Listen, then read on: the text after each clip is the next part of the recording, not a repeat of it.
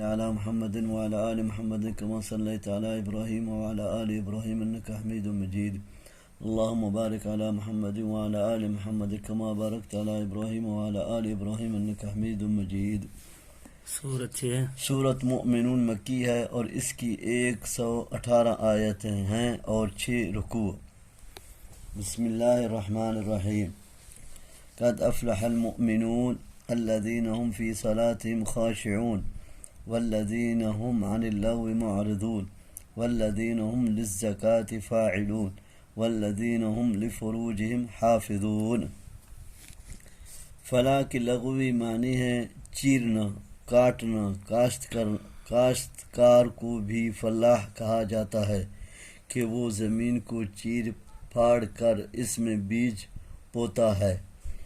مفلح کامیاب بھی وہ ہوتا ہے جو صعوبتوں کو قطع کرتے ہوئے مطلوب تک پہنچ جاتا ہے، یا کامیابی کی راہیں اس کے لیے کھل جاتی ہیں، اس پر بند نہیں ہوتے. شریعت کی نظر میں کامیاب وہ ہے جو دنیا میں رہ کر اپنے رب کو راضی کر لے اور اس کے بدلے میں آخرت میں اللہ کی رحمت و مغفرت کا مستحق قرار پا جائے. اس کے ساتھ دنیا کی سعادت و کامرانی بھی میسر آ جائے تو سبحان اللہ، ورنہ اصل کامیابی تو آخرت ہی کی کامیابی ہے. گو دنیا والے اس کے برعکس دنیوی آسائشوں سے بہراور کو ہی کامیاب سمجھتے ہیں. آیت میں ان مؤمنوں کو کامیابی کی نوید سنائی گئی ہے جن میں ذیل کی صفات ہوں گی. مثلا اگلی آیت ملاحظہ ہوں. خشوع سے مراد قلب و جوارح کی یکسوئی اور انہماک ہے. قلبی یکسوئی یہ ہے کہ نماز کی حالت میں بے قصد خیالات اور وساوس کے ہجوم سے دل کو محفوظ رکھے اور اللہ کی عظمت و جلالت کا نقش اپنے دل پر بٹھانے کی سعی کرے. اعضاء و جوارح یکسوئی یہ ہے کہ ادھر ادھر نہ دیکھے، کھیل کود نہ کریں، بالوں اور کپڑوں کو سنوارنے میں نہ لگا رہیں، بلکہ خوف و خشیت اور عاجزی و فروتنی کی ایسی کیفیت طاری ہو جیسے عام طور پر بادشاہ یا کسی بڑے شخص کے سامنے ہوتی ہے. لغون ہر وہ کام اور ہر وہ بات ہے جس کا کوئی فائدہ نہ ہو یا اس میں دینوی یا دنیاوی نقصانات ہوں. ان سے اعراض کا مطلب ہے کہ ان کی طرف التفات بھی نہ کیا جائے، جا کے ان اختیار یا ان کا ارتکاب کیا جائے. اس سے مراد بعض کے نزدیک زکوٰۃ مفروضہ ہے جس کی تفصیل یعنی اس کا نصاب اور زکوٰۃ کی شرح کو مدینہ میں بتلائی گئی، تاہم اس کا حکم مکے میں ہی دے دیا گیا تھا. اور بعض کے نزدیک ایسے افعال کا اختیار کرنا ہے جس سے نفس کا تزکیہ اور اخلاق و کردار کی تطہیر ہو. آت کا مدینہ زکوٰۃ سے مدینہ آت کا نا فرض بودا بتا غات السا وہ تر مکہ حکومات کے اس کا حکم مکے میں ہی دے دیا گیا تھا. إلا على أزواجهم أو ما ملكت أيمانهم فإنهم غير ملومين فمن ابتغاء وراء ذلك فأولئك هم العادون والذين هم لأماناتهم وعهدهم راعون والذين هم على صلواتهم يحافظون أولئك هم الوارثون الذين يرثون الفردوس هم فيها خالدون. ولقد خلقنا الإنسان من سلالة من طين ثم جعلنا نطفة في قرار مكين ثم خلقنا النطفة علقة فخلقنا العلقة مضغة فخلقنا المضغة عظاما فكسونا العظام لحما ثم أنشأناه خلقا آخر فتبارك الله أحسن الخالقين. ثم إنكم بعد ذلك لميتون ثم إنكم يوم القيامة تبعثون. وَلَقَدْ خَلَقْنَا فَوْقَكُمْ سَبْعَ طَرَائِقَ وَمَا كُنَّا عَنِ الْخَلْقِ غَافِلِينَ. اس سے معلوم ہوا کہ متع کی اسلام میں قطعاً اجازت نہیں ہے، اور جنسی خواہش کی تسکین کے لیے صرف دو ہی جائز طریقے ہیں، بیوی سے مباشرت کر کے یا لونڈی سے ہم بستری کر کے، بلکہ اب صرف بیوی ہی اس کام کے لیے رہ گئی ہے، کیونکہ اصطلاحی لونڈی کا وجود فی الحال ختم ہے۔ تاہم جب کبھی بھی حالات نے اس سے دوبارہ وجود پذیر کیا تو بیوی ہی کی طرح اس سے مباشرت جائز ہوگی۔ امانات سے مراد مفوضہ ڈیوٹی کی ادائیگی، رازدار نہ باتوں اور مالی امانتوں کی حفاظت ہے، اور رعایت عہد میں اللہ سے کیے ہوئے میثاق اور بندوں سے کیے عہد پیمان دونوں شامل ہیں۔ آخر میں پھر نمازوں کی حفاظت کو فلاح کے لیے ضروری قرار دیا، جس سے نماز کی اہمیت و فضیلت واضح ہے، لیکن آج مسلمان کے نزدیک دوسرے اعمال صالحہ کی طرح اس کی بھی کوئی اہمیت سر سے باقی نہ رہ گئی ہے۔ فَإِنَّ لِلَّهِ وَإِنَّا إِلَيْهِ راجعون۔ ان صفات کا مذکورہ کہ حامل مومن ہی فلاح یاب ہوں گے، جو جنت کے وارث یعنی حق دار ہوں گے۔ جنت بھی جنت الفردوسہ جنت کا اعلیٰ حصہ ہے، جہاں سے جنت کی نہریں جاری ہوتی ہیں۔ یہ آیت ہے نا؟ ہاں صلاۃ الحافظون۔ ہاں نبی سے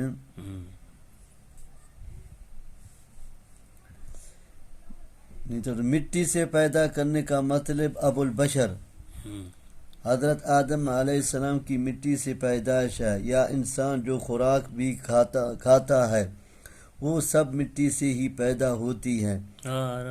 اس اعتبار سے اس مٹی کی اصل جو خلقت انسانی کا باعث بنتا ہے مٹی ہی ہے۔ انسان ہر مٹی چیز آورگ ہیں، ہر چیز آفی بھی تامے بھی کن مٹی ہے۔ محفوظ جگہ سے مراد رحم مادر ہے، جہاں 9 مہینے بچہ بڑی حفاظت سے رہتا اور پرورش پاتا ہے۔ اس کی کچھ تفسیر سورۃ حج کے شروع میں گزر چکی ہے اور یہاں اسے پھر بیان کیا گیا ہے، تاہم وہاں مخلقہ کا جو ذکر تھا یہاں اس کی وضاحت مضغہ کو ہڈیوں میں تبدیل کرنے اور ہڈیوں کو گوشت پہنانے سے کر دیا۔ مضغہ گوشت کو ہڈیوں میں تبدیل کرنے سے مقصد انسان ڈھانچے کو مضبوط بنیادوں پر کھڑا کرنا ہے، کیونکہ محض گوشت میں تو کوئی صلابت اور سخت نہیں ہوتی، پھر اگر اس سے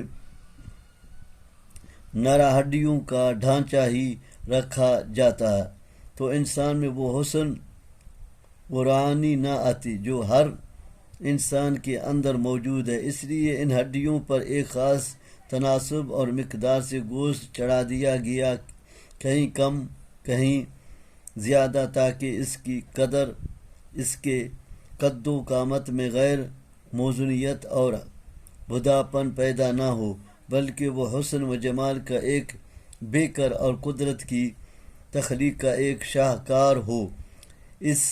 اسی چیز کو قرآن نے ایک دوسرے مقام پر اس طرح بیان فرمایا ہے، لَقَدْ خَلَقْنَا الْإِنسَانَ فِي أَحْسَنِ تَقْوِيمٍ۔ سورۃ 3۔ ہم نے انسان کو احسن تقویم یعنی بہت اچھی ترکیب یا بہت اچھے ڈھانچے میں بنایا۔ بندہ کلوں سے سونا ہے جو ہاں جوڑتے حسن تک۔ اس سے مراد وہ بچہ ہے جو 9 مہینے کے بعد ایک خاص شکل و صورت لے کر ماں کے پیٹ سے باہر آتا ہے، اور حرکت و اضطراب کے ساتھ سمع و بصر اور ادراک کی قوتیں بھی اس کے ساتھ ہوتی ہیں۔ خالقین یہاں انسانی کے معنی میں ہے، جو خاص مقداروں میں اشیاء کو جوڑ کر کوئی ایک چیز تیار کرتا ہے، یعنی ان تمام صنعت گروں میں اللہ جیسا بھی کوئی صنعت گر ہے جو اس طرح کی صنعت کاری کا نمونہ پیش کر سکے جو اللہ تعالیٰ نے انسان بیکر کی صورت میں پیش کیا ہے۔ پس سب سے زیادہ خیر و برکت والا وہ اللہ ہی ہے جو تمام صنعت کاروں سے بڑا اور سب سے اچھا سنت کار ہے۔ طرائق طریقہ کی جمع ہے، مراد آسمان ہے۔ عرب اوپر تلے چیز کو بھی طریقہ کہتے ہیں، آسمان بھی اوپر تلے ہیں، اس لیے انہیں طرائق کہا۔ یا طریقہ بمعنی راستہ ہے، آسمان ملائکہ کے آنے جانے یا ستاروں کو کواکب کی گزرگاہ ہے، اس لیے انہیں طرائق قرار دیا۔ وہ یعنی نہ ہوا ترا ہاں طرح کے آسمان بن کر بھی ستاروں کواکب۔ وَنَزَّلْنَا مِنَ السَّمَاءِ مَاءً بِقَدَرٍ فَأَسْكَنَّاهُ فِي الْأَرْضِ وَإِنَّا عَلَى ذَهَابٍ بِهِ لَقَادِرُونَ فَأَنشَأْنَا لَكُمْ بِهِ جَنَّاتٍ مِّن نَخِيلٍ وَأَعْنَابٍ لَكُمْ فِيهَا فَوَاكِهُ كَثِيرَةٌ وَمِنْهَا تَأْكُلُونَ۔ زیادہ عنب پہ کھجی کے پھجی کا ہاں وَشَجَرَةً تَخْرُجُ مِن طُورِ سَيْنَاءَ تَنبُتُ بِالدُّهْنِ وَصِبْغًا لِلْآكِلِينَ وَإِنَّا لَكُمْ فِي الْأَنْعَامِ لَعِبْرَةً نُسْقِيكُم مِّمَّا فِي بُطُونِهَا وَلَكُمْ فِيهَا مَنَافِعُ كَثِيرَةٌ وَمِنْهَا تَأْكُلُونَ وَعَلَيْهَا وَعَلَى الْفُلْكِ تُحْمَلُونَ وَلَقَدْ أَرْسَلْنَا نُوحًا إِلَىٰ قَوْمِهِ فَقَالَ يَا قَوْمِ اعْبُدُوا اللَّهَ مَا لَكُم مِّنْ إِلَٰهٍ غَيْرُهُ أَفَلَا تَتَّقُونَ فَقَالَ الْمَلَأُ الَّذِينَ كَفَرُوا مِنْ قَوْمِهِ مَا هَٰذَا إِلَّا بَشَرٌ مِّثْلُكُمْ يُرِيدُ أَن يَتَفَضَّلَ عَلَيْكُمْ وَلَوْ شَاءَ اللَّهُ لَأَنزَلَ مَلَائِكَةً مِّنَ السَّمَاءِ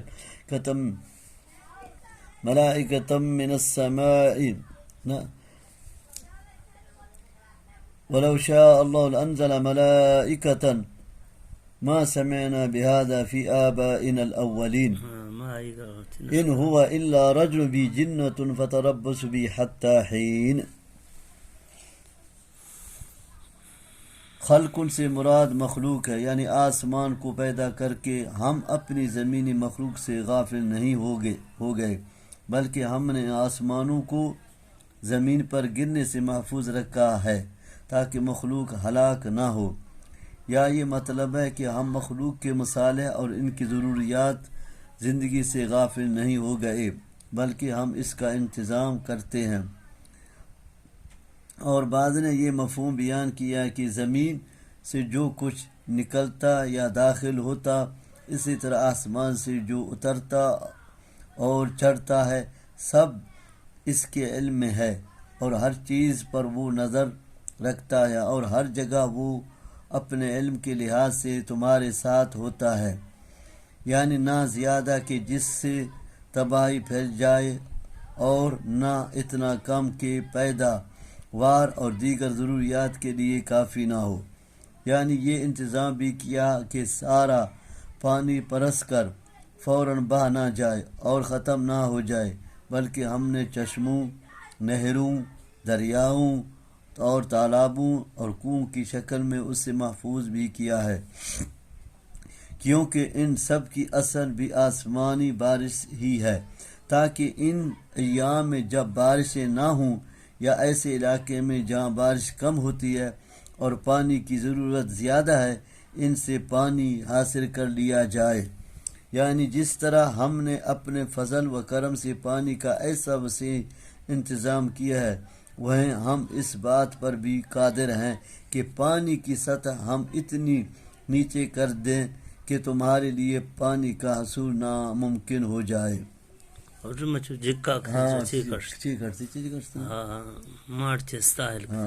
پانی کا آف کر کنواں تالاب، یعنی ان باغوں میں انگور اور کھجور کے علاوہ اور بہت سے پھل ہوتے ہیں جن سے تم لذت اندوز ہوتے ہو اور کچھ کھاتے ہو۔ اس سے زیتون کا درخت مراد ہے جس کا روغن تیل کے طور پر اور پھل سالن کے طور پر استعمال ہوتا ہے۔ سالن کو سب رنگ کہا ہے کیونکہ روٹی سالن میں ڈبو کر گویا رنگی جاتی ہے۔ طور سینا پہاڑ اور اس کا قرب و جوار خاص طور پر اس کی عمدہ قسم کی پیداوار کا علاقہ ہے۔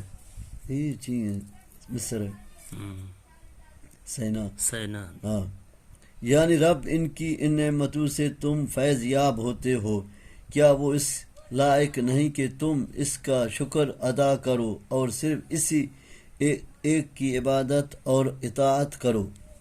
یعنی یہ تمہارے جیسا ہی انسان ہے، یہ کس طرح نبی اور رسول ہو سکتا ہے؟ اور اگر یہ نبوت و رسالت کا دعویٰ کر رہا ہے تو اس کا اصل مقصد اس سے تم پر فضیلت اور برتری حاصل کرنا ہے، اور اگر واقعی اللہ اپنے رسول کے ذریعے سے ہمیں یہ سمجھانا چاہتا کہ عبادت کے لائق صرف وہی ہے تو وہ کسی فرشتے کے رسول بنا کر بھیجنا کہ کسی انسان کو وہ ہمیں آ کر توحید کا مسئلہ سمجھاتا۔ یعنی اس کی دعوت توحید ایک نرالی دعوت ہے۔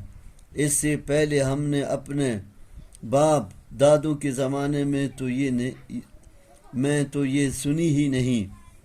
یہ ہمیں اور ہمارے باپ دادوں کو بتوں کی عبادت کرنے کی وجہ سے بے وقوف اور کم عقل سمجھتا اور کہتا ہے۔ أنا ما سمعت أنا أولي.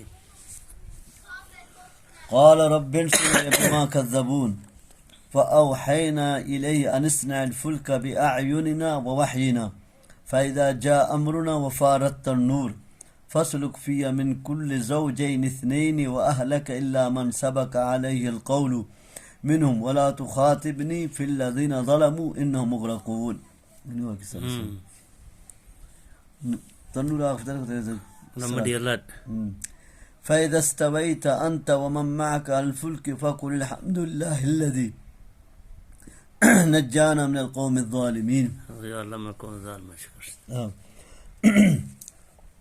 وقل رب أنزلني منزلا مباركا وأنت خير المنزلين إن في ذلك لآيات وإن كنا لمبطلين ثم أنشأنا من بعدهم قرنا آخرين فأرسلنا فيهم رسولا منهم أن اعبدوا الله ما لكم من إله غيره أفلا تتقون. وقال الملأ من قومه الذين كفروا وكذبوا بلقاء الآخرة. معلوم ہوتا ہے کہ یہ خود ہی دیوانہ ہے، اسے ایک وقت تک ڈھیل دو، موت کے ساتھ ہی اس کی دعوت بھی ختم ہو جائے گی، یا ممکن ہے اس کی دیوانٹی کی ختم ہو جائے اور اس دعوت کو ترک کر دے۔ 950 سال کی تبلیغ و دعوت کے بعد بالآخر رب سے دعا کی، فدعا ربہ انی مغلوب فانتصر، سورۃ القمر۔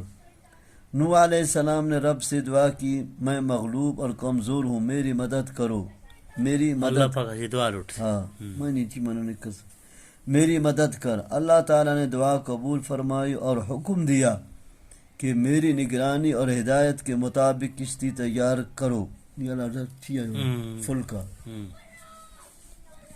یعنی ان کی ہلاکت کا حکم آ جائے۔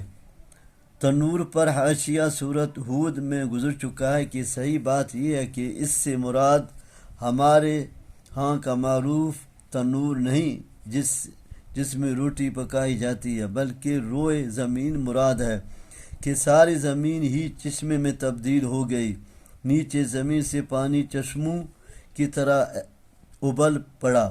نوح علیہ السلام کو ہدایت دی جا رہی ہے کہ جب پانی زمین سے ابل پڑے، یہ مجھے بدھائے فرش یعنی آپ تنور آدھا چکا، تنور هذا درك فيه ولا مدي ختم. ہاں یعنی حیوانات، نباتات اور ثمرات ہر ایک میں سے ایک ایک جوڑا نر و مادہ کشتی میں رکھ لے تاکہ سب کی نسل باقی رہے۔ یعنی جن کی ہلاکت کا فیصلہ ان کے کفر و طغیان کی وجہ سے ہو چکا ہے، جیسے زوجہ نوح علیہ السلام اور ان کا پسر، یعنی جب عذاب کا آغاز ہو جائے تو ان ظالموں میں سے کسی پر رحم کھانے کی ضرورت نہیں ہے کہ تو کسی کی سفارش کرنی شروع کر دے، کیونکہ ان کے غرق کرنے کا قطعی فیصلہ کیا جا چکا ہے۔ کشتی میں بیٹھ کر اللہ کا شکر ادا کرنا کہ اس نے ظالموں کو بالآخر غرق کر کے ان سے نجات عطا فرمائی اور کشتی کے خیر و عافیت کے ساتھ کنارے پر لگنے کی دعا کرنا، رب انزلنی منزلا مبارکا وانت خیر المنزلین. اللہ کا اشتہار روک. ہاں اس کے ساتھ وہ دعا بھی پڑھ لی جائے جو نبی صلی اللہ علیہ وسلم سواری پر بیٹھتے وقت پڑھا کرتے تھے. اللہ اکبر اللہ اکبر اللہ اکبر سبحان الذي سخر لنا هذا وما كنا له مقرنين وإنا إلى ربنا لمنقلبون. ایک اسی رسول ہے چکا یعنی ایک ہفتہ سفر ہے نا. ہاں ہاں ہاں نو ہے گا. ہاں نو ہے. یعنی اس کی سرگزشت نوح علیہ السلام کے اہل ایمان کو نجات اور کافروں کو ہلاک کر دیا گیا. نشانیاں ہیں اس امر پر کہ انبیاء جو کچھ اللہ کی طرف سے لے کر آتے ہیں ان میں وہ سچے ہوتے ہیں. نیز یہ کہ اللہ تعالی ہر چیز پر قادر اور کشمکش حق و باطل میں ہر بات سے آگاہ ہے اور وقت آنے پر اس کا نوٹس لیتا ہے اور اہل باطن کی پھر اس طرح گرفت کرتا ہے کہ اس کے شکنجے سے کوئی نکل نہیں سکتا. اور ہم انبیاء و رسل کے ذریعے سے یہ آزمائش کرتے رہے ہیں. اکثر مفسرین کے نزدیک قوم نوح کے بعد جس قوم کو اللہ نے پیدا فرمایا اور ان میں رسول کا بھیجا وہ قوم عاد ہے، کیونکہ اکثر مقامات پر قوم نوح کے جانشین کے طور پر عاد ہی کا ذکر کیا گیا ہے. بعض کے نزدیک یہ قوم ثمود ہے، کیونکہ آگے چل کر ان کی ہلاکت کے ذکر میں کہا گیا کہ صیحۃ زبردست چیخ نے ان کو پکڑ لیا اور یہ عذاب قوم ثمود پر آیا تھا. بعض کے نزدیک یہ حضرت شعیب علیہ السلام کی قوم اہل مدین ہے کہ ان کی ہلاکت بھی چیخ کے ذریعے سے ہوئی تھی. یہ رسول بھی ہم نے انہی میں سے بھیجا جس کے نشود و نما ان کے درمیان ہی ہوئی تھی، جس کو وہ اچھی طرح پہچانتے ہیں. اس کے خاندان کا مکان اور مولد ہر چیز سے واقف تھے. اس نے آ کر سب سے پہلی وہی توحید کی دعوت دی جو ہر نبی کی دعوت و تبلیغ کا سرنامہ رہی ہے. یہ سردار ان قوم ہی ہر دور میں انبیاء و رسل اور اہل حق کی تقدیم میں سرگرم رہے ہیں، جس کی وجہ سے قوم کی وقصر يعني نوح عليه السلام عاد قصر ثمود استويدوها خبيث النصران يهود عليه السلام صالح عليه السلام.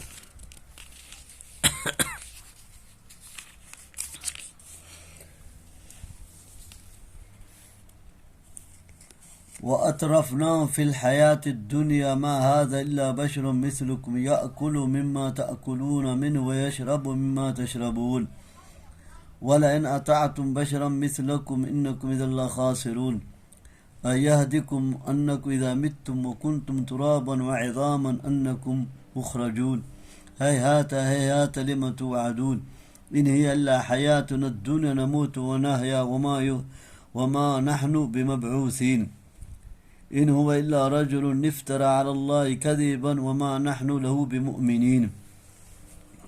قال رب انصرني بما كذبون قال عما قليل إلا ليصبحن نادمين فأخذتهم الصيحة بالحق فجعلهم غثاء فبعدا لقوم الظالمين ثم أنشأنا من بعدهم قرونا آخرين ما تسبق من أمة أجلا وما يستأخرون. اکثریت ایمان لانے سے محروم رہتی کیونکہ یہ نہایت با اثر لوگ ہوتے تھے. قوم انہی کے پیچھے چلنے والی ہوتی تھی، یعنی عقیدہ آخرت پر عدم ایمان اور دنوی آسائشوں کی فروانی یہ دو بنیادی سبب تھے اپنے رسول پر ایمان نہ لانے کے. آج بھی اہل باطل انہی اسباب کی بنا پر اہل حق کی مخالفت اور دعوت حق سے گریز کرتے ہیں. چنانچہ انہوں نے یہ کہہ کر انکار کر دیا کہ یہ تو ہماری ہی طرح کھاتا پیتا ہے، یہ اللہ کا رسول کس طرح ہو سکتا ہے. جیسے آج بھی بہت سے مدعیان اسلام کے لیے رسول کی بشریت کا تسلیم کرنا نہایت گران ہے.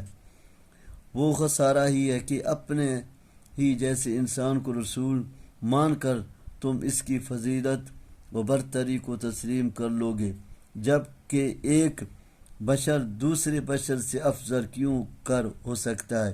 یہی وہ مغالطہ ہے جو منکرین بشریت رسول کے دماغوں میں رہا ہے۔ حالانکہ اللہ تعالیٰ جس بشر کو رسالت کے لیے چن لیتا ہے تو وہ اس وحی و رسالت کی وجہ سے دوسرے تمام غیر نبی انسانوں سے شرف و فضل میں بہت بالا اور نہایت ارفع ہو جاتا ہے۔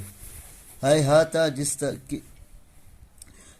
جس کے معنی ہیں دور کے ہیں، دو مرتبہ تاکید کے لیے ہے، یعنی دوبارہ زندہ ہونے کا وعدہ۔ یہ ایک افتراء ہے جو یہ شخص اللہ پر باندھ رہا ہے۔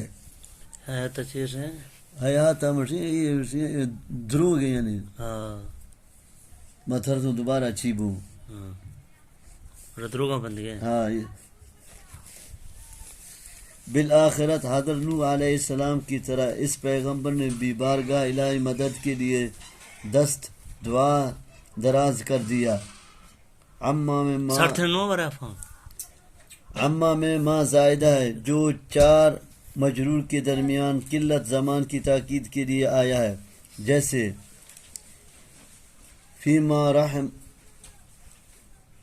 فبما رحمت من عند اللہ، آل عمران میں زائد ہے، یعنی بہت جلد عذاب آنے والا جس پر یہ پچھتائیں گے، لیکن اس وقت یہ پچھتا ان کے کچھ کام نہ آئے گا۔ یہ چیخ کہتے ہیں کہ حضرت جبرائیل علیہ السلام کی چیخ تھی، بعض کہتے ہیں کہ ویسے ہی سخت چیخ تھی جس کے ساتھ بعد سرسر بھی تھی۔ دونوں نے مل کر ان کو چشم زدن میں فنا کے گھاٹ اتار دیا۔ غصہ اس کوڑے کرکٹ کو کہتے ہیں جو سیلابی پانی کے ساتھ ہوتا ہے، جس میں درختوں کے کھوکھلے خشک تنے، تنگے اور اسی طرح کی چیزیں ہوتی ہیں۔ جب پانی کا زور ختم ہو جاتا ہے تو یہ بھی خشک ہو کر بیکار پڑے ہوتے ہیں۔ یہی حال ان مکذبین اور متکبرین کا ہوا۔ اس سے مراد حضرت صالح، حضرت لوط اور حضرت شعیب علیہ السلام کی قومیں ہیں، کیونکہ سورۃ اعراف اور سورۃ ہود میں اسی ترتیب سے ان کے واقعات بیان کیے گئے ہیں۔ بعد کے نزدیک بنو اسرائیل مراد ہیں۔ قرن کی جمع اور یہاں بمعنی امت استعمال ہوا ہے، یعنی یہ سب امتیں بھی قوم نوح اور عاد کی طرح جب ان کی ہلاکت کا وقت موعود آ گیا تو تباہ و برباد ہو گئے، ایک لمحہ آگے پیچھے نہ ہوئے۔ جیسے فرمایا اذا جاء اجلهم فلا يستأخرون ساعة ولا يستقدمون، سورۃ یونس 49۔ اللہ تعالیٰ جلات کو ثم ارسلنا رسلنا تترى كلما جاء امة رسولها كذبوه فاتبعنا بعضهم بعضا وجعلناهم احاديث فبعدا لقوم لا يؤمنون۔ ثم ارسلنا موسى واخاه هارون بآياتنا وسلطان مبين الى فرعون وملئه فاستكبروا وكانوا قوما عالين فقالوا أنؤمن لبشرين مثلنا وقومهما لنا عابدون فكذبوهما فكانوا من المهلكين ولقد آتينا موسى الكتاب لعلهم يهتدون وجعلنا ابن مريم وأمه آية وآويناهم إلى ربوة ذات قرار ومعين يا أيها الرسل كلوا من الطيبات واعملوا صالحا إني بما تعملون عليم۔ تترا کے معنی ہیں یک کے بعد دیگر متواتر لگاتار۔ ہلاکت و بربادی میں یعنی جس طرح یک کے بعد دیگر رسول آئے، اسی طرح تکذیب و رسالت پر یہ قومیں یک کے بعد دیگر عذاب سے دوچار ہو کر ہست سے نست ہوتی رہیں۔ جس طرح عجوبہ کی جمع تعجب انگیز چیز بات، اسی طرح احادیث کی جمع بمعنی زبان، زد، خلائق، واقعات و قصص۔ آیات سے مراد وہ 9 آیتیں ہیں جن کا ذکر سورۃ اعراف میں ہے، جن کی وضاحت گزر چکی ہے، اور سلطان مبین سے مراد حجت واضح اور دلیل و برہان ہے، جس کا کوئی جواب فرعون اور اس کے درباریوں سے نہ بن پڑا، استکبار اور اپنے کو بڑا سمجھا نہ۔ اس کی بنیادی وجہ بھی وہی عقیدہ آخرت سے انکار اور اسباب دنیا کی فرمانی ہی تھی، جس کا ذکر پچھلی قوموں کے واقعات میں گزرا۔ یہاں بھی انکار کے لیے دلیل انہوں نے حضرت موسیٰ علیہ السلام و ہارون علیہ السلام کی بشریت ہی میں پیش کی، اور اسی بشریت کی تاکید کے لیے انہوں نے کہا کہ یہ دونوں اسی قوم کے افراد ہیں جو ہماری غلام ہیں۔ فرعون ارتا امام ابن کثیر فرماتے ہیں کہ حضرت موسیٰ علیہ السلام کو تورات فرعون اور اس کی قوم کو غرق کرنے کے بعد دی گئی، اور نزول تورات کے بعد اللہ نے کسی قوم کو عذاب عام سے ہلاک نہیں کیا، بلکہ مؤمنوں کو یہ حکم دیا جاتا رہا کہ وہ کافروں سے جہاد کریں۔ جهات يكون مزتا ہاں تورات يعني فرعون شي فضا يركب ہاں اسرائيل كم گڈا الله كم يركب گڈا کمرتے نی جہاد کرنے غرق چیکتے نے انہوں نے منتا چین گڈا موسیٰ علیہ السلام تھا کم گڈا بچہ بھی تھا گڈا تھا جهات حکومت کے گڈا نے تورات کا کرنا تھا، تورات رات کا اللہ حکومت نی جہاد کرنے ہاں نی غرق وہ مرد ختم بھی تھا۔ ہاں صحیح پاجی اور موسیٰ علیہ السلام اچھی کیونکہ حضرت موسیٰ علیہ السلام کی ولادت بغیر باپ کی ہوئی نہ، کیونکہ حضرت عیسیٰ علیہ السلام کی ولادت بغیر باپ کے ہوئی، اور جو رب کی قدرت کی ایک نشانی ہے، جس طرح آدم علیہ السلام کو بغیر ماں اور باپ کے، اور حوا کو بغیر مادہ کے، حضرت آدم علیہ السلام سے اور دیگر تمام انسانوں کو ماں اور باپ سے پیدا کرنا اس کی نشانیوں میں سے ہے۔ ربوہ بلند جگہ سے بیت المقدس اور معین چشمہ جاری سے وہ چشمہ مراد ہے جو ایک قول کے مطابق ولادت عیسیٰ علیہ السلام کے وقت اللہ نے بطور خرق عادت حضرت مریم کے پیروں کے نیچے سے جاری فرمایا تھا، جیسا کہ سورت مریم میں گزرا۔ ہاں طیبات سے مراد پاکیزہ اور لذت بخش چیزیں ہیں، بعد نے اس کا ترجمہ حلال چیز کیا ہے، دونوں ہی اپنی جگہ صحیح ہیں، کیونکہ ہر پاکیزہ چیز اللہ نے حلال قرار دی ہے، اور ہر حلال چیز پاکیزہ اور لذت بخش ہے۔ خبائث کو اللہ نے اسی لیے حرام کیا ہے کہ وہ اثرات و نتائج کے لحاظ سے پاکیزہ نہیں ہیں۔ گو خبائث خور قوموں کو اپنے ماحول اور عادات کی وجہ سے ان میں ایک گونا لذت ہی محسوس ہوتی ہو۔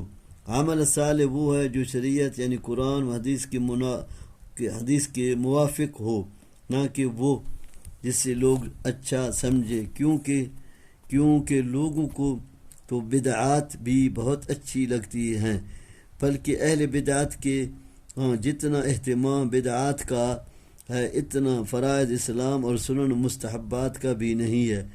اگلے حلال کے ساتھ عمل صالح کی تاکید سے معلوم ہوتا ہے کہ ان کے آپس میں گہرا تعلق ہے اور یہ ایک دوسرے کے معاون ہیں۔ عقل حلال سے عمل صالح آسان، اور عمل صالح انسان کو عقل حلال پر آمدہ اور اسی پر قناعت کرنے کا سبق دیتا ہے۔ اس لیے اللہ نے تمام پیغمبروں کو ان دونوں باتوں کا حکم دیا، چنانچہ تمام پیغمبر محنت کر کے حلال کی روزی کمانے اور کھانے کا اہتمام کرتے رہے، جس طرح حضرت داؤد علیہ السلام کے بارے میں آتا ہے کان یأکل من کسب یدہ، اپنے ہاتھ کی کمائی سے کھاتے تھے، اور نبی صلی اللہ علیہ وسلم نے فرمایا ہر نبی نے بکریاں چرائی ہیں، میں بھی اہل مکہ کی بکریاں چند قراریت کے عوض چراتا رہا ہوں. ہر انبیاء بز چارتا ہاں. بکری بساکر اور انبیاء سی روزی وہ بات. وَإِنَّ هَذِهِ أُمَّتُكُمْ أُمَّةً وَاحِدَةً وَأَنَا رَبُّكُمْ فَاتَّقُونِ فَتَقَطَّعُوا أَمْرَهُمْ بَيْنَهُمْ زُبُرًا كُلُّ حِزْبٍ بِمَا لَدَيْهِمْ فَرِحُونَ فَذَرْهُمْ فِي غَمْرَتِهِمْ حَتَّى حِينٍ أَيَحْسَبُونَ أَنَّمَا نُمِدُّهُمْ بِهِ مِنْ مَالٍ وَبَنِينَ نُسَارِعُ لَهُمْ فِي الْخَيْرَاتِ بَل لَّا يَشْعُرُونَ إِنَّ الَّذِينَ هُمْ مِنْ خَشْيَةِ رَبِّهِمْ مُشْفِقُونَ وَالَّذِينَ هُمْ بِآيَاتِ رَبِّهِمْ يُؤْمِنُونَ والذين هم بربهم لا يشركون والذين يؤتون ما آتوا وقلوبهم وجلة أنهم إلى ربهم راجعون أولئك يسارعون في الخيرات وهم لا سابقون ولا نكلف نفسا إلا وسعها ولدينا كتاب ينطق بالحق وهم لا يظلمون بل قلوبهم في غمرة من هذا ولهم أعمال من دون ذلك هم لها عاملون حتى إذا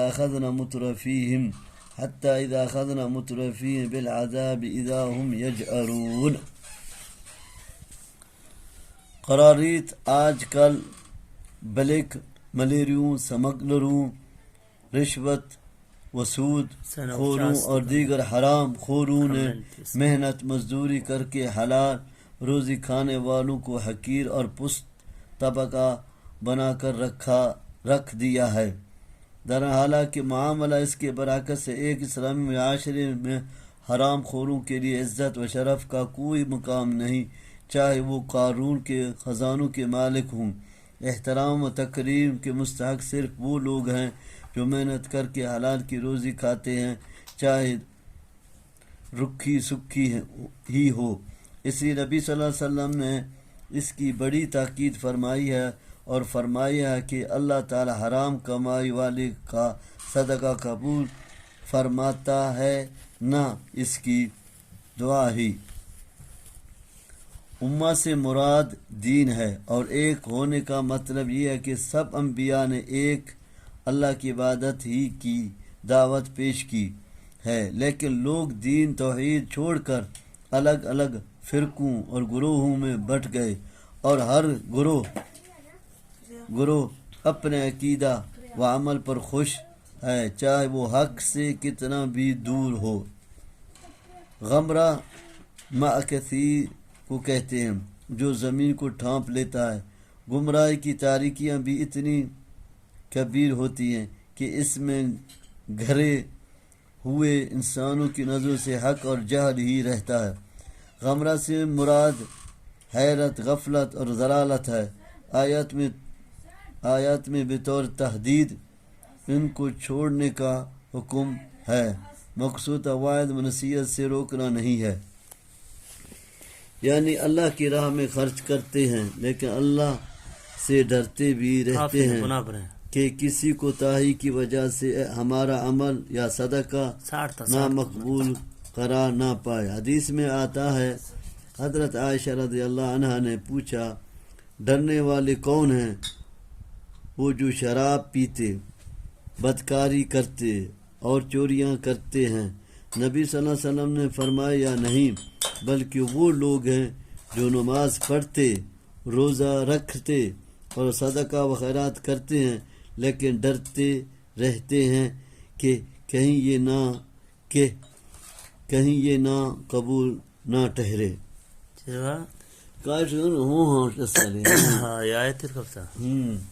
حضرت عائشہ پulka نشاوال يعني تيهاني تشينا ايش عرفتي تشينا نصدق كنا وش مقبول تشين بينا ها يهواني يهواني ايش تاي تبلاد يا ايش ها والذين يؤتون ما آتوا وقلوبهم وجلة أنهم إلى ربهم راجعون أولئك يسارعون في الخيرات وهم لا سابقون ولا نكلف نفسا إلا وسعها ولدينا كتاب ينطق بالحق وهم لا يظلمون بل قلوب في غمرة من هذا ولهم أعمال من دون ذلك فهم لا عاملون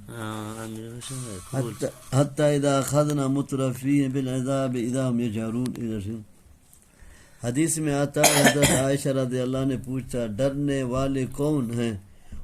وہ جو شراب پیتے، بدکاری کرتے اور چوریاں کرتے ہیں۔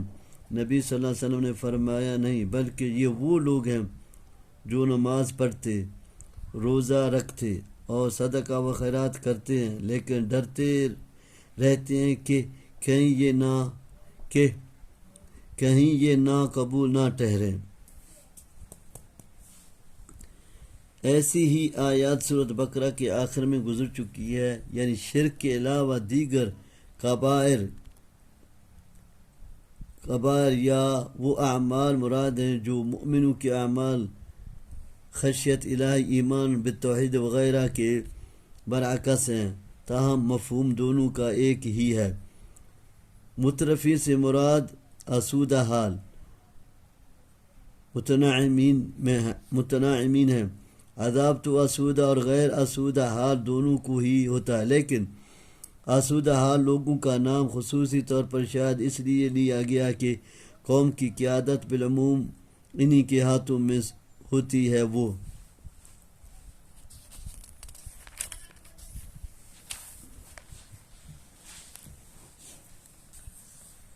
لا تجأروا اليوم انکم منا لا تنصرون قد كانت آیاتی تتلی علیکم فکنتم علی اعقابکم تنکسون مستکبرین بی سامرا تہجرون افلم یدبر القول ام جاءهم ما لم یأت آباؤهم الاولین ام لم يعرفوا رسولا فهم له منکرون ام یقولون به جنة بل جاء بالحق واکثرهم للحق کارہون وَلَوِ اتَّبَعَ الْحَقُّ أَهْوَاءَهُمْ لَفَسَدَتِ السَّمَاوَاتُ وَالْأَرْضُ وَمَنْ فِيهِنَّ بَلْ آتَيْنَاهُمْ بِذِكْرِهِمْ فَهُمْ عَنْ ذِكْرِهِمْ مُعْرِضُونَ أَمْ تَسْأَلُهُمْ خَرْجًا فَخَرَاجُ رَبِّكَ خَيْرٌ وَهُوَ خَيْرُ الرَّازِقِينَ۔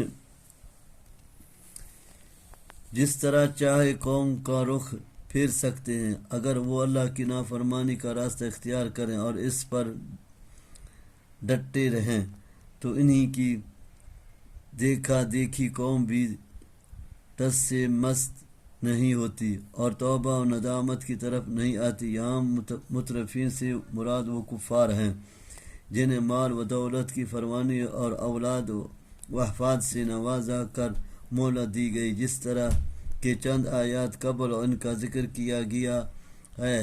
یہاں مراد چودھری اور سردار قسم کے لوگ ہیں، اور عذاب سے مراد اگر دنوی ہے تو جنگ بدر میں جو کفار مکہ مارے گئے، بلکہ نبی صلی اللہ علیہ وسلم کی بد دعا کے نتیجے میں بھوک اور قحط سالی کا جو عذاب مسلط ہوا تھا وہ مراد ہے، یا پھر مراد آخرت کا عذاب ہے، مگر یہ سیاق سے بعید ہے۔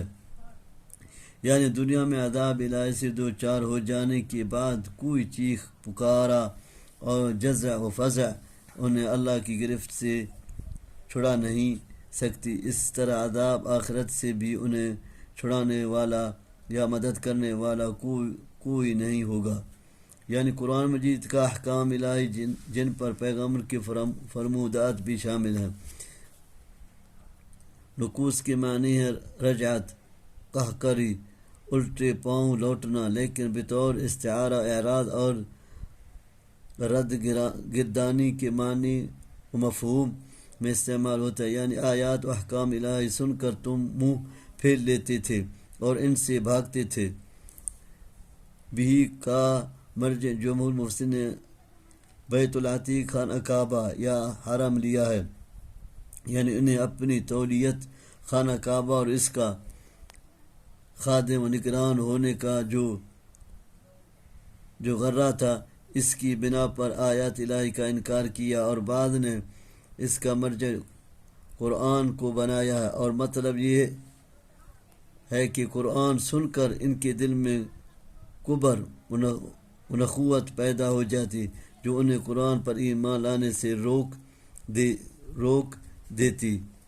ثمر کے معنی ہیں رات کی گفتگو، یہاں اس کے معنی خاص طور پر ان باتوں کے ہیں جو قرآن کریم اور نبی اکرم صلی اللہ علیہ وسلم کے بارے میں وہ کرتے تھے، اور اس کی بنا پر وہ حق کی بات سننے اور اسے قبول کرنے سے انکار کر دیتے، یعنی چھوڑ دیتے، اور بعد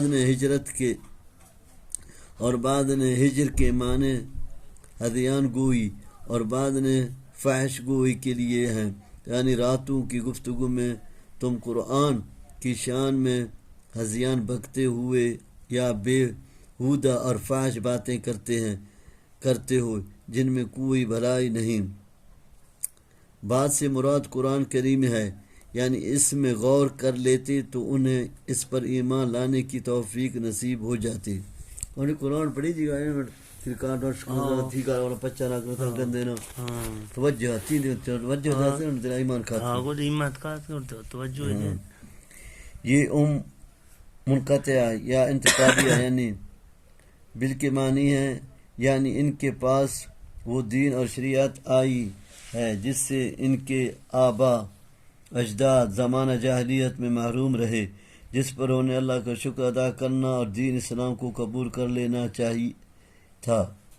یہ بطور توبیخ کی ہے کیونکہ وہ پیغمبر کے نسب، خاندان، اسی طرح اس کی صداقت و امانت، راست بازی اور اخلاق و کردار کی بلند کو جانتے تھے اور اس کا اعتراف کرتے تھے۔ یہ بھی زجر و توبیخ کے طور پر ہی ہے، یعنی اس پیغمبر نے ایسا قرآن پیش کیا ہے جس کی نظر پیش کرنے سے دنیا قاصر ہے، اسی طرح اس کی تعلیمات نو انسانی کے لیے رحمت اور امن و سکون کا باعث ہے۔ کیا ایسا قرآن اور ایسی تعلیمات ایسا شخص بھی پیش کر سکتا ہے جو دیوانہ اور مجنون ہو؟ یعنی ان کے اعراض اور استکبار کی اصل وجہ حق سے ان کی کراہت، ناپسندگی ہے جو عرصہ دراز سے باطل کو اختیار کیے رکھنے کی وجہ سے ان کے اندر پیدا ہو گئی ہے۔ حق سے مراد دین اور شریعت ہے، یعنی اگر دین ان کی خواہشات کے مطابق اترے تو ظاہر بات ہے کہ زمین اور آسمان کا سارا نظام ہی دھرم بھرم ہو جائے۔ مثلا وہ چاہتے ہیں کہ ایک معبود کے بجائے متعدد معبود ہوں۔ اگر فی الواقع ایسا ہو تو کیا نظام کائنات ٹھیک رہ سکتا؟ وعلیٰ القیاس دیگر ان کی خواہشات ہیں۔ مجھے بڑا ہے معبود بھی یک چیز ہے وَإِنَّكَ لَتَدْعُوهُمْ إِلَى صِرَاطٍ مُسْتَقِيمٍ وَإِنَّ الَّذِينَ لَا يُؤْمِنُونَ بِالْآخِرَةِ عَنِ الصِّرَاطِ لَكَاذِبُونَ وَلَوْ رَحِمْنَاهُمْ وَكَشَفْنَا مَا بِهِم مِّن ضُرٍّ لَجُّوا فِي طُغْيَانِهِمْ يَعْمَهُونَ وَلَقَدْ أَخَذْنَاهُمْ بِالْعَذَابِ وَمَا اسْتَكَانُوا لِرَبِّهِمْ وَمَا يَتَضَرَّعُونَ حَتَّى إِذَا فَتَحْنَا عَلَيْهِمْ بَابًا ذَا عَذَابٍ شَدِيدٍ إِذَا هُمْ فِيهِ مُبْلِسُونَ وهو الذي أنشأ لكم السمع والأبصار والأفئدة قليلا ما تشكرون وهو الذي ذرأكم في الأرض وإليه تحشرون وهو الذي يحيي ويميت وله اختلاف في الليل والنهار أفلا تعقلون بل قالوا مثل ما قال الأولون قالوا أئذا متنا وكنا ترابا وعظاما أئنا لمبعثون لقد وعدنا نحن وآباؤنا هذا من قبل هذا إلا أساطير الأولين۔ یعنی صراط مستقیم سے ان کے انحراف کی وجہ آخرت پر عدم ایمان ہے، اسلام کے خلاف ان کے دلوں میں جو بغض و عناد تھا اور کفر و شرک کی دلدل میں جس طرح وہ پھنسے ہوئے تھے، اس میں ان کا بیان ہے۔ عذاب سے مراد یہاں وہ شکست ہے جو جنگ بدر میں کفار مکہ کو ہوئی، جس میں ان کے 17 آدمی مارے گئے تھے، یا وہ 60 سالی کا عذاب ہے جو نبی صلی اللہ علیہ وسلم کی بد دعا کے نتیجے میں ان پر آیا تھا۔ آپ صلی اللہ علیہ وسلم نے دعا فرمائی تھی، اللہم انی علیہ بسبع کسبع یوسف، اے اللہ جس طرح حضرت یوسف کے زمانے میں 7 سال قحط رہا، اسی طرح 60 سالی میں انہیں مبتلا کر کے ان کے مقابلے میں میری مدد فرما۔ چنانچہ کفار مکہ اس 60 سال بھی میں مبتلا کیے گئے، جس پر حضرت ابو سفیان نبی صلی اللہ علیہ وسلم کے پاس آیا اور انہیں اللہ کا اور رشتہ داری کا واسطہ دے کر کہا کہ اب تو ہم جانوروں کی کھالیں اور خون تک کھانے پر مجبور ہو گئے ہیں، جس پر آیت نازل ہوئی۔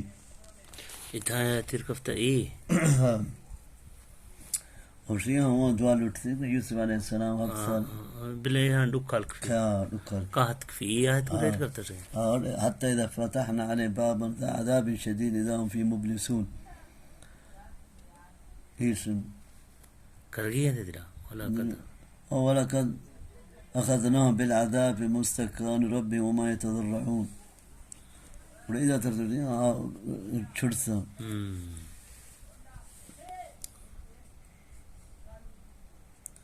اس سے دنیا کا عذاب بھی مراد ہو سکتا ہے اور آخرت کا بھی، جہاں وہ تمام راحت اور خیر سے مایوس اور محروم ہوں گے اور تمام امیدیں منقطع ہو جائیں گی.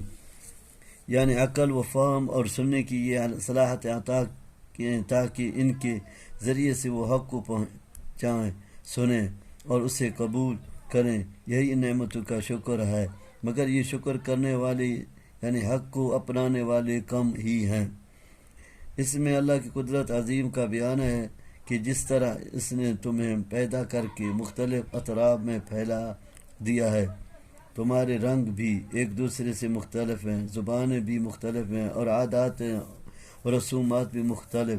پھر ایک وقت آئے گا کہ تم سب کو زندہ کر کے وہ اپنی بارگاہ میں جمع فرمائے گا.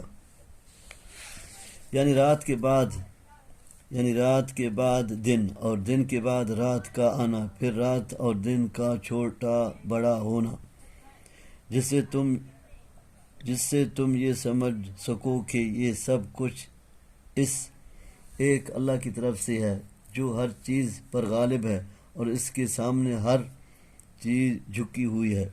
اساطیر اسطورہ کی جمع یعنی مسطرہ مکتوبہ، لکھی ہوئی حکایتیں، کہانیاں، یعنی دوبارہ جی اٹھنے کا وعدہ کب سے ہوتا ہے چلا آ رہا ہے ہمارے آبا و اجداد سے، لیکن ابھی تک روبہ عمل تو نہیں ہوا، جس کا صاف مطلب یہ ہے کہ یہ کہانیاں ہیں جو پہلے لوگوں نے اپنی کتابوں میں لکھ دی ہیں، جو نقل در نقل ہوتی چلی آ رہی ہیں، جن کی کوئی حقیقت نہیں. لکھا نام نہ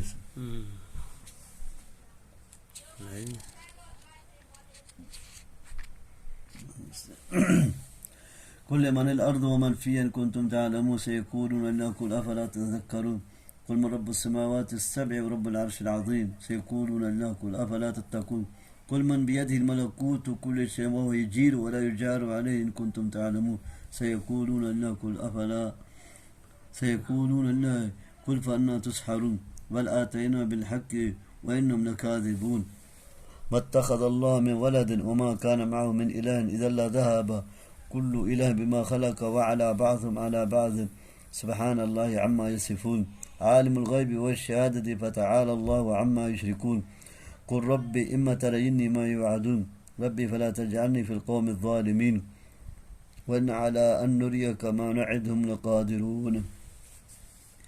یعنی جب تمہیں تسلیم ہے کہ زمین کا اور اس میں موجودہ تمام اشیاء کا خالق بھی ایک اللہ ہی ہے اور آسمان اور عرش عظیم کا مالک بھی وہی ہے، تو پھر تمہیں یہ تسلیم کرنے میں تأمل کیوں ہے کہ عبادت کے لائق بھی صرف وہی ایک اللہ ہے؟ پھر تم اس کے وحدانیت کو تسلیم کر کے اس کے عذاب سے بچنے کا اہتمام کیوں نہیں کرتے؟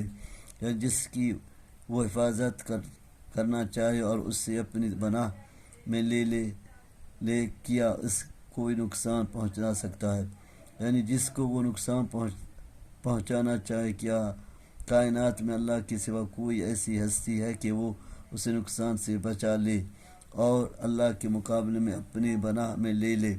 یعنی پھر تمہارے عقلوں کو کیا ہو گیا ہے کہ اس اعتراف اور علم کے باوجود تم دوسروں کو اس کی عبادت میں شریک کرتے ہو؟ قرآن کریم کی اس صراحت سے واضح ہے کہ مشرکین مکہ اللہ تعالیٰ کی ربوبیت، اس کی خالقیت و مالکیت اور رازقیت کے منکر نہیں تھے، بلکہ وہ یہ سب باتیں تسلیم کرتے تھے. انہیں صرف توحید الوہیت سے انکار تھا، یعنی عبادت صرف ایک اللہ کی نہیں کرتے تھے بلکہ اس میں دوسروں کو بھی شریک کرتے تھے. اس لیے نہیں کہ آسمان و زمین کی تخلیق یا اس کی تدبیر میں کوئی اور بھی شریک ہے، بلکہ صرف اور صرف اس میں مغالطے کی بنا پر کہ یہ بھی اللہ کے نیک بندے تھے، ان کو بھی اللہ نے کچھ اختیارات دے رکھے ہیں اور ہم ان کے ذریعے سے اللہ کا قرب حاصل کرتے ہیں. یہی مغالطہ آج کل کے مردہ پرست اہل بدعت کو ہے، جس کی بنیاد پر وہ فوت شدگان کو مدد کے لیے پکارتے، ان کے نام کی نظر نیاز دیتے اور ان کو اللہ کی عبادت میں شریک گردانتے ہیں، حالانکہ اللہ نے کہیں بھی یہ نہیں فرمایا کہ میں نے کسی فوت شدہ بزرگ ولی یا نبی کو اختیارات دے رکھے ہیں، تم ان کے ذریعے سے میرا قرب حاصل کرو یا انہیں مدد کے لیے پکارو یا ان کے نام کی نظر نیاز۔ اس لیے اللہ نے آگے فرمایا کہ ہم نے انہیں حق پہنچا دیا، یعنی یہ اچھی طرح واضح کر دیا کہ اللہ کے سوا کوئی معبود نہیں، اور یہ اگر اللہ کی عبادت میں دوسروں کو شریک کر رہے ہیں تو اس لیے نہیں کہ ان کے پاس اس کی کوئی دلیل ہے، نہیں بلکہ محض ایک دوسرے کی دیکھی اور آبا پرستی کی وجہ سے اس شرک کا ارتکاب کر رہے ہیں، ورنہ حقیقت میں یہ بالکل جھوٹے ہیں، نہ اس کی کوئی اولاد ہے نہ اس کا کوئی شریک۔ اگر ایسا ہوتا تو ہر شریک اپنے سے کی مخلوق کا انتظام اپنی مرضی سے کرتا اور ہر ایک شریک دوسرے پر غالب آنے کی کوشش کرتا، اور جب ایسا نہیں ہے اور نظام کائنات میں ایسی کشش کی نہیں ہے تو یقین اللہ تعالیٰ نے ان تمام باتوں سے پاک اور برتر ہے جو مشرکین اس کی بابت پاور کراتے ہیں۔ چنانچہ حدیث میں آتا ہے کہ نبی صلی اللہ علیہ وسلم نے دعا فرماتے تھے، وَإِذَا أَرْتَدْتُمْ بِقَوْمٍ فِتْنَةً فَتَوَفَّنِي إِلَيْكَ غَيْرَ مَفْتُونٍ، اے اللہ جب تو کسی قوم پر آزمائش یا عذاب بھیجنے کا فیصلہ کرے تو اس سے پہلے مجھے دنیا سے اٹھا لے۔ سلام پیشام نکو کہیں ہاں إذا كل شيء هذا من ثقة بس اور شیون کلا تر شریک يقولون الله ها نقولك نقول الله مجھے اللہ رزق دیں، اللہ کو مدد دیں، اللہ پیدا کریں، بس متردوں شریک سے سہودا كطريقات مديرتي ادفع بالتي أحسن السيئة نحن أعلم بما يصفون وقل رب أعوذ بك من همزات الشياطين وأعوذ بك رب أن يحضرون حتى إذا جاء أحدهم الموت قال رب ارجعون لعلي أعمل صالحا فيما تركت كلا إنها كلمة هو قائلها ومن ورائهم برزخ إلى يوم يبعثون وإذا نفخ في السور فلا أنساب بين يومئذ ولا يتساءلون فمن ثقلت موازينه فأولئك هم المفلحون ومن خفت موازينه فأولئك الذين خسروا أنفسهم في جهنم خالدون تلفح وجوههم النار وهم فيها كالهون۔ جس طرح دوسرے مقام پر فرمایا برائی ایسے طریقے سے دور کرو جو اچھا ہو، اس کا نتیجہ یہ ہوگا کہ تمہارا دشمن بھی تمہارا گہر دوست بن جائے گا۔ چنانچہ نبی صلی اللہ علیہ وسلم شیطان سے اس طرح استعاذہ کرتے، اعوذ باللہ السمیع العلیم من الشیطان الرجیم من حمزہ ونفخہ ونفثہ۔ اس لیے نبی صلی اللہ علیہ وسلم نے تاکید فرمائی کہ ہر اہم کام کی ابتدا اللہ کے نام سے کرو، یعنی بسم اللہ پڑھ کر، کیونکہ اللہ کی یاد شیطان کو دور کرنے والی چیز ہے۔ اس لیے آپ یہ دعا بھی مانگتے تھے، اللہم انی اعوذ بک من الحرم واعوذ بک من الہدم ومن الغرق واعوذ بک ان یتخبطنی شیطان عند الموت۔ رات کو گھبراہٹ میں آپ یہ دعا بھی پڑھتے تھے، بسم اللہ اعوذ بکلمات اللہ التامۃ من کل شیطان اعوذ بکلمات اللہ التامۃ من غضبی وعقابی ومن شر عبادی ومن همزات الشیاطین وان یحضرون۔ یہ آرزو ہر کافر موت کے وقت، دوبارہ اٹھائے جانے کے وقت، بارگاہ الہی میں قیام کے وقت اور جہنم میں دھکیل دیے جانے کے وقت کرتا ہے اور کرے گا، لیکن اس کا کوئی فائدہ نہیں ہوگا۔ قرآن کریم میں اس موضوع کو متعدد جگہ بیان کیا گیا، مثلا سورۃ منافقون 10-11 ابراہیم 44 اعراف 52 سجدہ 12 الانعام 27 28 شورى 24 المؤمنون 11 فاتر سے وغیرہ میں الآیات۔ کلّا ڈانٹ ڈپٹ کے لیے ہے، یعنی ایسا کبھی نہیں ہو سکتا کہ انہیں دوبارہ دنیا میں بھیج دیا جائے۔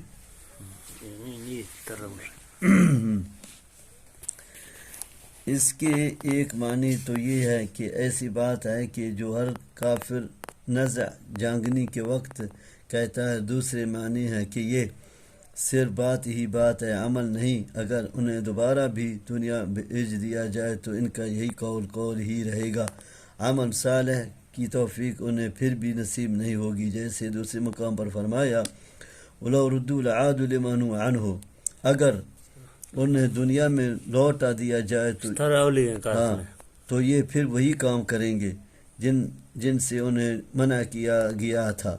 حضرت قتادہ رضی اللہ عنہ فرماتے ہیں کافر کی اس آرزو میں ہمارے لیے بڑا سبق ہے۔ کافر دنیا میں اپنے خاندان اور قبیلے کے پاس جانے کی آرزو نہیں کرے گا، بلکہ عمل صالح کے لیے دنیا میں آنے کی آرزو کرے گا۔ اس لیے زندگی کے لمحات کو غنیمت جانتے ہوئے زیادہ سے زیادہ عمل صالح کر لیے جائیں تاکہ کل قیامت کو یہ آرزو کرنے کی ضرورت پیش نہ آئے۔ مسلمان بین دنیا چکا جو میں کہا کیا مرسا مچوچی سے تنو دوبارہ کرا کافر آدم بے قدادہ بھی گشتا یعنی مثال ہاں۔ دو چیزوں کے درمیان میں حجاب اور آڑ کو برزخ کہا جاتا ہے۔ دنیا کی زندگی اور آخرت کی زندگی کے درمیان جو وقفہ ہے اس سے یہاں برزخ سے تعبیر کیا گیا ہے، کیونکہ مرنے کے بعد انسان کا تعلق دنیا کی زندگی سے ختم ہو جاتا ہے اور آخرت کی زندگی کا آغاز اس وقت ہوگا جب تمام انسانوں کو دوبارہ زندہ کیا جائے گا۔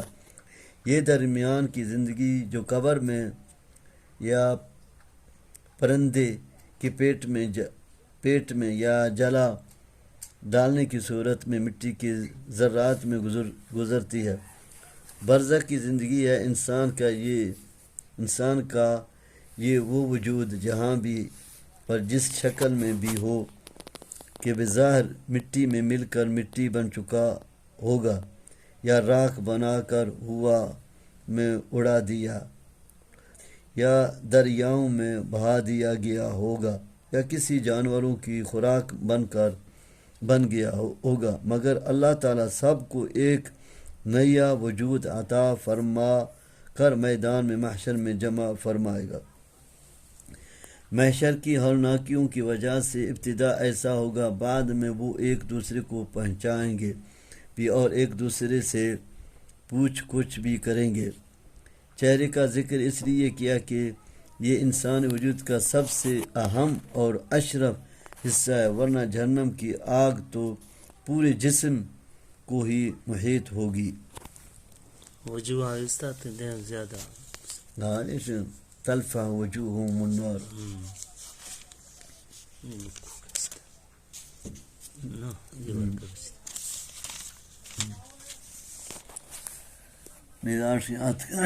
اچھا ألم تكن آياتي تتلى عليكم فكنتم بها تكذبون قالوا ربنا غلبت علينا شقوتنا وكنا قوما ضالين ربنا أخرجنا منها فإنا عدنا فإنا ظالمون قال اخسئوا فيها ولا تكلمون إنه كان فريق من عبادي يقولون ربنا آمنا فاغفر لنا وارحمنا وأنت خير الراحمين فاتخذتموهم سخرين حتى أنسوكم ذكري وكنتم منهم تضحكون إني جزيتم اليوم بما صبروا أنهم هم الفائزون قال كم لبثتم في الأرض عدد السنين قالوا لبثنا يوما أو بعد يوم فاسأل العادين قال إن لبثتم إلا قليلا لو أنكم كنتم تعلمون أفحسبتم أنما خلقناكم عبثا وأنكم إلينا لا ترجعون فتعالى الله الملك الحق لا إله إلا هو رب العرش الكريم۔ کلح کے معنی ہوتے ہیں ہونٹ سکڑ کر دانت ظاہر ہو جائیں۔ ہونٹ کو یا دانتوں کا لباس ہے۔ جب یہ جہنم کی آگ سے سمٹ اور سکڑ جائیں گے تو دانت ظاہر ہو جائیں گے، جس سے انسان کی صورت بد شکل اور ڈرانی ہو جائے گی۔ لذات اور شہوات کو جو انسان پر غالب رہتی ہیں یہاں بدبختی سے تعبیر کیا ہے، کیونکہ ان کا نتیجہ دائمی بدبختی ہے۔ دنیا میں اہل ایمان کے لیے ایک صبر آزما مرحلہ یہ بھی ہوتا ہے کہ وہ جب دین و ایمان کے مقتضیات پر عمل کرتے ہیں تو دین سے ناآشنا اور ایمان سے بے خبر لوگ انہیں استہزاء و ملامت کا نشانہ بنا لیتے ہیں۔ کتنے ہی کمزور ایمان والے ہیں کہ وہ ان ملامتوں سے ڈر کر بہت سے احکام اہلیہ پر عمل کرنے سے گریز کرتے ہیں، جیسے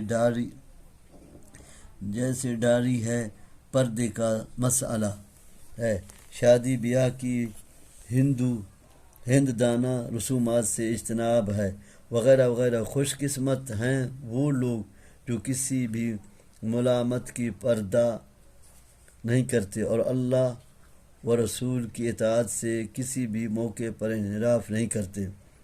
ولا یخافون لومۃ لائم، اللہ تعالیٰ کی آمد والے دن انہیں اس کی بہترین جزا عطا فرمائے گا اور انہیں کامیابی سرفراز کرے گا، جیسا کہ اس آیت سے واضح ہے۔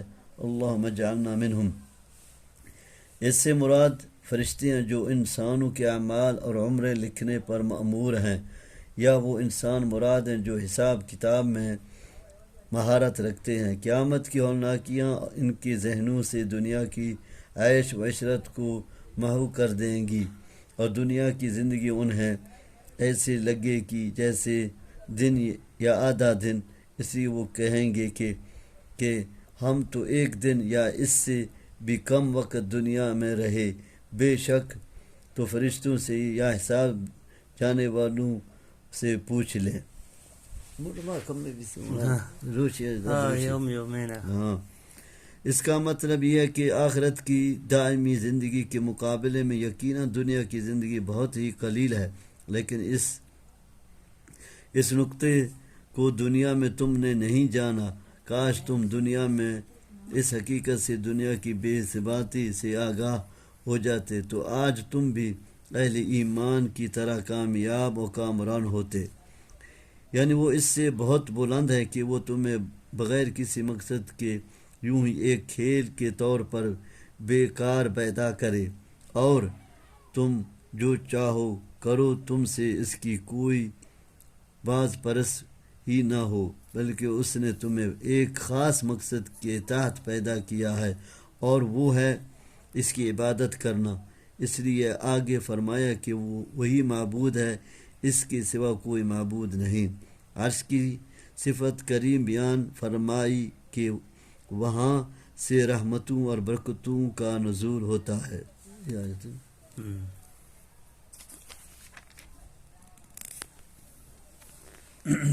ومن يدعو مع الله إلها آخر لا برهان له به فإنما حسابه عند ربه إنه لا يفلح الكافرون۔ وقل رب اغفر وارحم وانت خیر الراحمین۔ اس سے معلوم ہوا کہ فلاح اور کامیابی آخرت میں عذاب الہی سے بچ جانا ہے، محض دنیا کی دولت اور عائشوں کی فرمانی کامیابی نہیں۔